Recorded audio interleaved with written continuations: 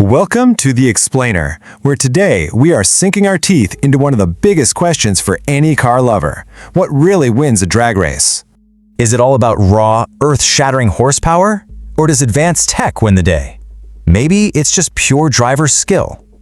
Well, we are breaking down an epic race between three absolute titans of American V8 muscle to find out what really separates the winner from the rest of the pack.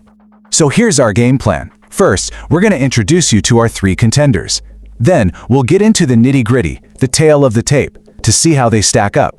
After that, it's action time with a rolling start showdown, followed by what I'm calling the launch control lottery. And finally, we'll lay down the ultimate V8 verdict. All right, let's meet the cars and the folks behind the wheel. First, there's the Ford Mustang Dark Horse. I mean, that's just classic American muscle right there. Then you've got the Chevy Corvette Z06, which is basically a scalpel built for the track. And then there's the big one, the Dodge Challenger SRT Demon. This thing is a monster, built for one thing and one thing only, pure straight-line domination. And you know, the drivers are just as important as the cars. You've got Matt in the Demon and Sam in the Mustang. But here's the twist. They're up against Jesse, a professional NASCAR driver who's in his own Corvette. So right away, you've got this amazing dynamic of regular guys versus a pro, setting the stage for a classic skill versus power showdown. Okay, so let's get to the tail of the tape. How do these beasts actually compare when you look at the specs? And trust me, the numbers here, they tell a wild story. Just look at this. The Demon is in a totally different universe with that supercharged V8 and just insane torque. But it's also the heavyweight champ here. Then you have the Corvette, the lightest of the bunch, clearly built for agility. And then there's the Mustang, bringing up the rear in the power department, giving up a ton of horsepower to the other two. Yeah, let's just pause on that for a second. 819 horsepower. That is just, it's a monstrous number. On paper, this car should be completely untouchable. You'd think there's no way it could lose, right? And on the flip side, you've got the Mustang. Now, 507 horsepower is still a lot of power, don't get me wrong, but in this company, it's the definite underdog. It's giving up more than 300 horsepower to the Demon. Its driver is going to need some serious luck, or maybe, just maybe, a big screw-up from the other guys. Okay, time for our first test, a rolling start. They're going to start from 50 miles per hour, which should take traction mostly out of the equation and just test pure top-end speed. But, you know, before the race even starts, the excuses begin. First up is Jesse, our pro driver. He's already blaming his big ZR1 wing and even a parachute for holding him back. It's such a classic move from a race car driver, getting those excuses in early just in case. And of course, Sam, in the car with the least amount of power, he's not about to be left out. He's claiming his side of the track is uphill and more slippery. You gotta love it. Nobody ever wants to just admit their car might be the slow one. So, what happens? Well, the Corvette just lunges forward like an absolute rocket. But the Demon? Oh, the Demon. Even at 50 miles an hour, it can't handle its own power. The tires just spin and spin. It's our first big lesson. All the horsepower in the world means nothing if you can't put it down on the pavement. Then they throw in a surprise brake test from 100 miles per hour, and boom, the script gets totally flipped.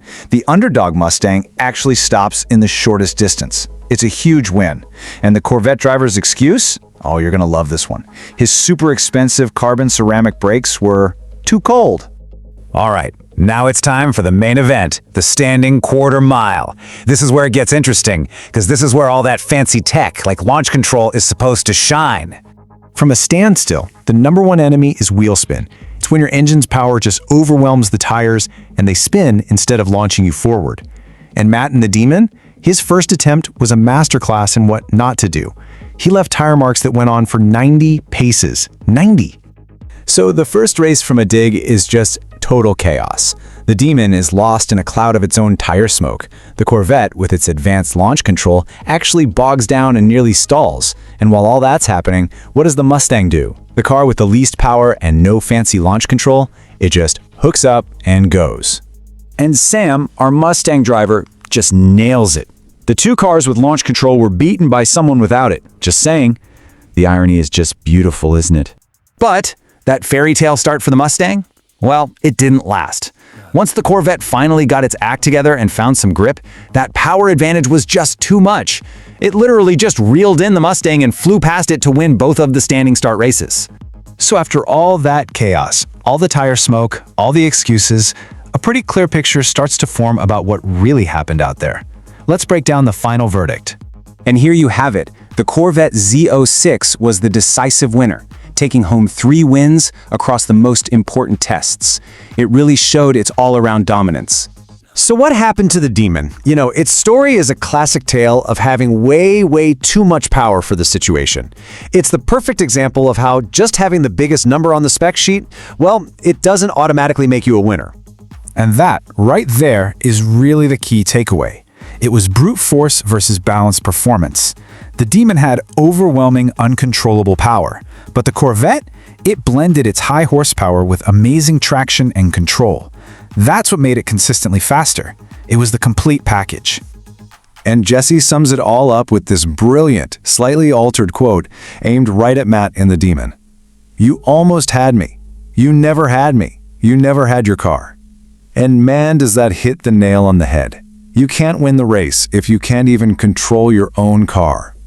So in a world that is just obsessed with big, flashy numbers, this race is a fantastic reminder that power is absolutely nothing without control.